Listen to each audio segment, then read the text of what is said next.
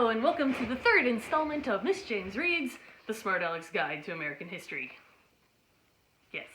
If you haven't tuned into the first two parts, we're in the middle of chapter 5. There are two other sections before this. Today we're going to pick up on page 141, More Presidents You've Never Heard of. Andrew Johnson was a conservative Democrat who made the running mate of Lincoln, a Republican, merely to balance the ticket. If anyone in the Republican Party at the time had thought he'd actually become president, they never, ever would have given him the vice presidential slot. After Lincoln won the election, Johnson arrived for the inauguration drunk as a sailor on shore leave. When Johnson became president after Lincoln's death, Congress hated his guts, and many Americans even thought that he had been in on Lincoln's assassination. Probably the most racist president ever. And this will sound like a pretty bold statement after you see the excerpts from Nixon's Watergate tapes. He vetoed many bills that would have given rights to former slaves and became the first president to be impeached. Johnson was impeached for a violation of the Tenure of Office Act, a boring law dealing with firing cabinet members that Congress enacted mainly because they knew Johnson would break it. Break it he did by firing the Secretary of War, and he was put on trial before the Senate. A single vote allowed him to stay in office for a few more months, but the Democratic Party decided not to nominate him for re-election. Instead, they went with Horatio Seymour, who lost, though he probably wasn't whipped as badly as Johnson would have been, to Ulysses S. Grant, the war hero. Ding, ding, ding. Also on your timeline. Johnson was long regarded as a good president by racist historians who thought giving black people the right to vote was a big mistake. But today he's generally thought of as a big jerk. If he did one thing right, it was letting Secretary of State William Seward purchase Alaska from Russia. People thought Seward was nuts at the time, since gold hadn't been discovered in Alaska yet, but having Alaska as an American territory may have saved our butts from getting nuked by Russia a century or so later, since it gave us a convenient place close to Russia to put our missiles. Johnson spent the rest of his life trying to get elected to the Senate in Tennessee. He finally managed it in 1875, but made only one speech as a senator before dying of a stroke. Ulysses S. Grant spent 2 terms trying to put the country back together, while also trying to help America stay afloat through one financial crisis and scandal after another. Running the White House like a general leads his troops, as he tried to do, couldn't keep the corruption out. If he hadn't been a war hero, there's no way he would have ended up on the $50 bill. Rutherford B. Hayes came in next, despite the fact that he didn't actually win the election. The winner of the popular vote was a guy named Samuel Tilden.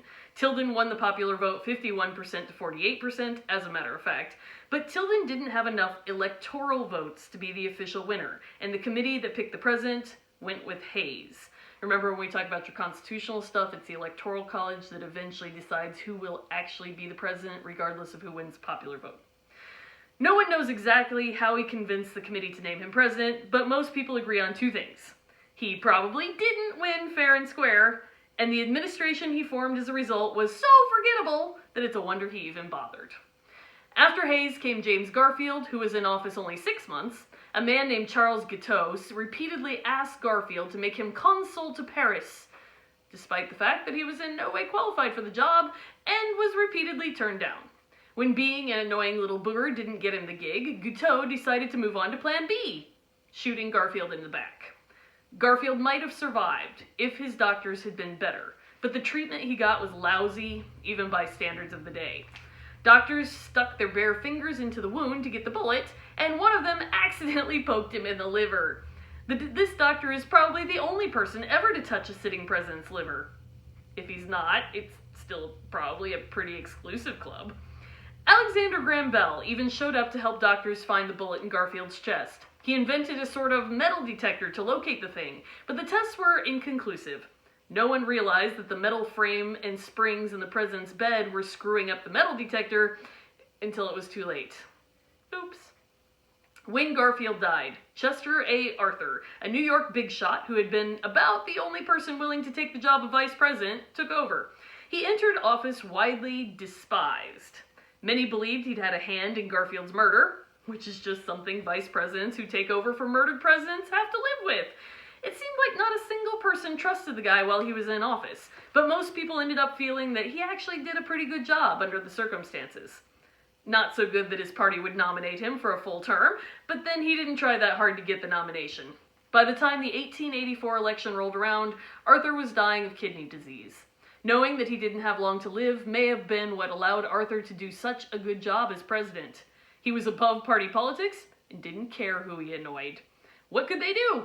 Kill him? Not caring who he annoyed allowed him to get a lot done.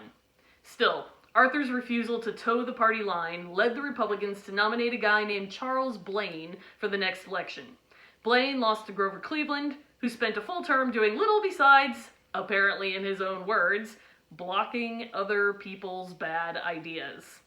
After failing to get re-elected, he waited 4 years and then won a second term, making him the only man to ever serve 2 non-consecutive terms. This can really screw with people making lists of presidents in chronological order or counting how many presidents there have been, since you never know whether to count Cleveland twice. Between Cleveland's terms was Benjamin Harrison, whose 4 years weren't much more remarkable or memorable or productive than those of his grandfather, William Henry Harrison, the guy who died in 30 days. Unless you're the kind of person who thinks that tariffs and attempts to pass antitrust legislation are really exciting. Since you're not, we'll move right along to the guy who came after Cleveland, William McKinley. McKinley imposed even more tariffs and established the gold standard, which meant that paper money was backed only by gold, not by both gold and silver. Partay. McKinley was only a year into his second term when he was shot to death by an anarchist named Leon Frank. Yeah, you're gonna have to look at that on your own. It was right around this time that people started to figure out that maybe, just maybe, presidents could start to have a few more bodyguards.